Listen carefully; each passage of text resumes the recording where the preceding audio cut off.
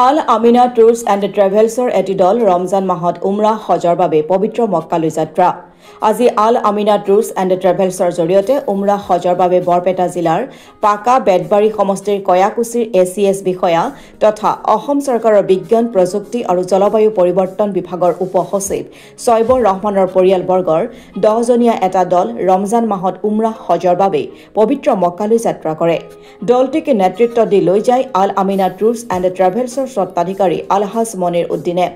লোকপ্ৰিয় গোপীনাথ বৰদলৈ আন্তৰ্জাতিক বিমান বন্দৰত হজ যাত্ৰীৰ দলটি নিৰাপদে ঘূৰি অহাৰ লগতে অসমৰ সকলো জাতি জনগোষ্ঠীৰ মানুহৰ মাজত যাতে শান্তি সম্প্ৰীতি অটুট থাকে তাকে কামনা কৰি দোৱা কৰে মৰিগাঁও জিলাৰ ডক্টৰ ৰফিকুল ইছলাম সাহাবে।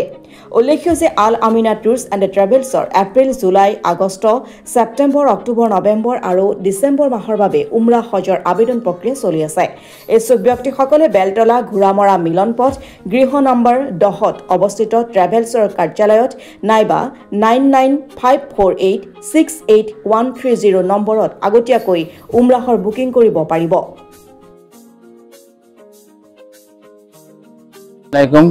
নমস্কাৰ।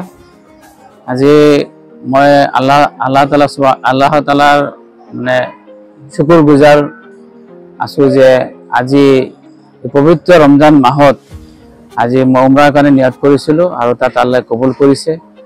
মই গৈ আছোঁ অসমবাসীৰ শান্তিৰ কাৰণে, ভাতৃত্ববোধৰ কাৰণে আৰু অসম আগুৱাই যাওক তাৰ কাৰণে মই ইনশাল্লাহ আল্লাহৰ ঘৰত মই দোৱা কৰিম।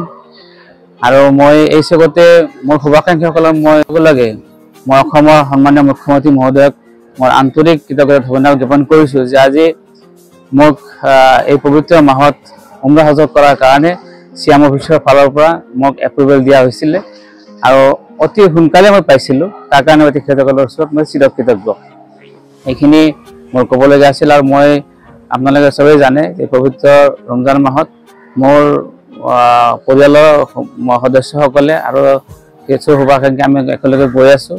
আপোনালোকে চবেই দোৱা কৰিব আমাৰ কাৰণে যাতে আমি বিশ্ব শান্তিৰ কাৰণে, অসমৰ উন্নতিৰ কাৰণে, অসমৰ ভাতৃত্ববোধৰ কাৰণে আৰু অসমৰ প্ৰতিটো জাতি সংগঠন বা প্ৰতিটো আমাৰ জাতি জনগোষ্ঠীৰ কাৰণে মই দোৱা কৰিব পৰাৰ ওচৰত এইখিনি মোৰ ক'বলগীয়া আছিলে। ইনশাআল্লাহ মই আগৰ পৰাই নিয়ত কৰিছোঁ যে ৰমজান মাহত যাম। ৰমজান মাহ ৰমজান মাহ পবিত্ৰ মাহ। এই ৰমজান মাহত হজ কৰিলে আমাৰ ইছলাম ধৰ্মৰ নিয়ম হিচাপে আমাৰ নবী কৰীম সাল্লাল্লাহু আলাইহি ওয়াসাল্লাম কৈছে তেখেতৰ লগত উমৰাহ কৰাৰ সওৱাব মানে হজ কৰাৰ সওৱাব আল্লাহ তাআলাই দান কৰে। সেইকাৰণে মই ৰমজান মাহটো মানে বাছি লৈছিলোঁ যে মই ৰমজান মাহতে যাম। আৰু ল'ৰা ছোৱালীৰ স্কুলৰ অলপ সুবিধা হৈছিলে, সেইটো চব মিলাই পেলাই মই নিয়ত কৰিছিলোঁ।